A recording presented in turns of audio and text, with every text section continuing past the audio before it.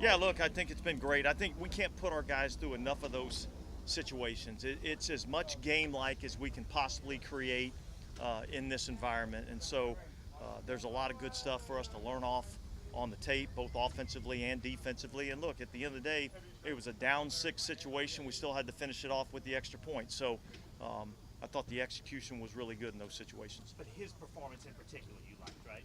Oh yeah, I mean, look, he the object there. Now, obviously, it was an advantageous spot for the offense, and that we started the ball in plus territory. I wanted to get some red zone work there. But look, the whole key to 2-minute offense, 2-minute defense is being able to, in a chaotic situation, be able to slow your heartbeat down and be able to think clearly and react clearly in those situations. Yeah, I thought he did a nice job. What is it about Derek that makes him good just historically in those situations? Like, what is the evidence demeanor that? Look, yeah, I think it's all part of what his personality is. I think Derek's built really from the neck up, and that's really what you have to be able to do in those situations. So he does a great job of thinking clearly and understanding exactly what we're in that situation. The last play there got us to the right call, got us to the right play with the time running with very little time on the clock. So that was obviously good for us to see. How much better do you think you are than the team that finished last season? Yeah, well, I don't want to get into comparisons in terms of where we were last year. It really is not going to have any bearing on what we are this year. I do feel like that, like I said earlier, I feel like, I feel good about where we're at and the direction that we're headed. But yet we still got a ton of stuff that we got to work on and improve on. Dennis, do you expect, I know y'all been managing your guys with the training camp in mind. I mean, do you expect to have everyone health-wise? Yeah, I think as we sit here right now, there's one player that may be questionable for the start of training camp, although I'm optimistic that he'll be ready. But I feel pretty good about having everybody here for training camp healthy and ready to go. Can you tell us who that one player is? No. Dennis, it seems like tough competition for the kicker, right? Yeah, look, honestly, Bobby, I think there's a lot of competition in a lot of different areas. Kicker being one of them. I think there's some good competition in the defensive backfield. I think there's some good competition at the wide receiver position. So I was saying the other day, I feel like we've got some pretty good depth in terms of the start of training camp. So that's one of the things that has me excited. In your self-scout after the season, do you think there was a lot of things that you could do better? Anything that kind of stood out and you said, hey, as a head coach, I've got to do this? Yeah, I'm not going to get into all the things that maybe I could have done better. Certainly, when you don't have the outcome that you're looking for, everybody could have done something better. And what we did last year wasn't good enough. We all understand that. We've all got to be better, and we all will be better. Yeah, it looks like, Adebo and Alontae have kind of been alternating first team reps at the outside corner spot. Is that the plan going to training? Yeah, look. Yeah, we'll evaluate it as we go into training camp. But yeah, like I said, there's a ton of competition, playing time and starting jobs. Those are all earned, and you got to really come out and earn it every single year. And so, the great thing about it is I feel like those two particular players that you just mentioned, both of them are fully capable of being starters and playing at a high level for us. And so, but we're going to let that competition play out. Dennis, I know it's a little broad. What do you like about Alontae? Like, what's the first thing that you like most about him? Demeanor, the way that he plays the game. Look, yesterday he got beat on the deep ball, comes back the next time he's out there, intercepts it to end the game in a 2-minute situation. So the moment's not too big for him. He's highly competitive, and he's got a short-term memory, and you have to be able to have that when you play corner in our league. Dennis, what is your view, considering like the Saints are one of those handful of teams plus, as far as the fullback? Adam Prentice, I know you could trust him, so you still view the fullback as a solid position that you need? Look, that role, whether his name in the program says fullback next to it, or it says tight end next to it, or H-back next to it, doesn't really matter to me. But that role is something that we feel like is important.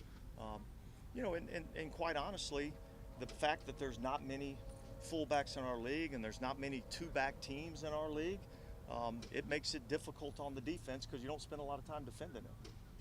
I know it's kind of maybe an obvious question, but how much of a lift does it give to the franchise when you can acquire a quarterback like that who has that kind of ability and that kind of experience? How much of a boost can that give you? Yeah, I think this. I think you know, the quarterback is the most important position on the field, and when you have a highly skilled player, a highly intelligent player, a guy that works the way that Derek does, a guy that has the type of leadership qualities that Derek has, you know, that's going to filter throughout the whole football team, players and coaches, and I think that gives you a lot of confidence going into the season. Yeah, you've had a couple of months with Brian Brzee now. Has anything stood out to you, maybe different than what you thought you were getting at the beginning? Yeah, look, I think, you know, you could see on tape that he was a highly skilled player. He's athletic. He's got really good size. He fits our prototype in terms of what we're looking for interior. He's probably a little bit more sudden, a little bit more quick than maybe what I anticipated. The things I've been most pleased with is really his intelligence level and his work ethic. He's worked extremely hard throughout this, you know, off season, and you know, I'm looking for him to be a key contributor for us. Did something happen to Chris Olave between yesterday and today that he wasn't out there? Yeah, he wasn't feeling as good today. I think it was maybe a little Achilles inflammation or something, but nothing that we're worried about. How are your bow fishing skills? Not as good as some, but better than most. Bagging? Yeah, I got a couple. Yeah, Texas. it was a pretty good shot. You know what I mean? I was more the long distance shooter. Between now and the start of camp, can you relax, or is that impossible? Well, I'm gonna do my best to. As long as you're not calling me, I'll be all right. You know what I mean? Yeah, look, it's a long season. There's a lot of grind, a lot of stress, a lot of things that go along with a 17-game season, and then you throw in training camp on top of that, and hopefully a postseason. There's a lot of effort that goes into that. So I think for everybody, having a couple of weeks to kind of kick back, relax, take your mind off of it a little bit, get yourself regrouped and refreshed, and get the battery charge ready to go when training camp comes around. Have y'all finalized? Are y'all going to work against a team here? Yeah, we're going to work against the Chargers in LA and the Texans here. And why do you like those so much? I mean, Listen, I think anytime you get a chance to change things up in training camp, you know, when you go against the same people, see the same looks all the time, it can be a little bit monotonous at times, and so, you know, changing that routine a little bit kind of brings the focus back in, and you get to see a lot of different looks, a lot of different things, and you get to work on a ton of different things. Is there any difference going against a team that you're playing in the regular season versus a team that you aren't? I don't really pay that much attention to it, you know. We're going to get out here and get a couple of really good practices against those guys, and you know, certainly they'll be looking at us. We'll be looking at them. There'll be some things that maybe we you know, figure out that maybe we can do when we get to the regular season, but I'm more concerned with, you know, getting some good work in and seeing some different looks. Now that you have your whole draft class here for a while, and you got a chance to, I know Kendra hasn't practiced, but you got a chance to look at them. Is your appreciation grown for them a little bit? Do you think you feel really good about what they've done? Or?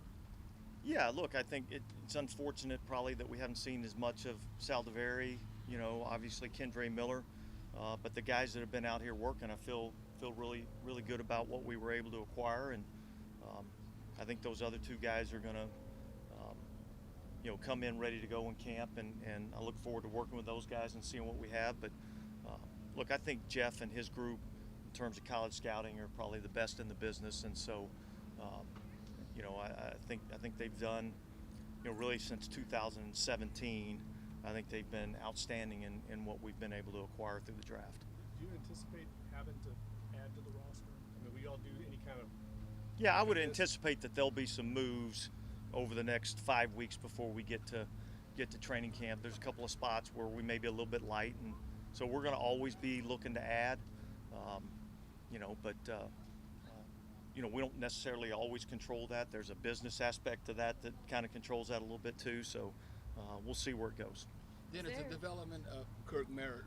Where do you view him right now? More as a running back than a receiver? Yeah, we've worked him more as a running back. I think that's probably more the natural position for him. He's kind of a guy that has a unique skill set, and we're quite honestly still figuring out exactly what it is that he does best.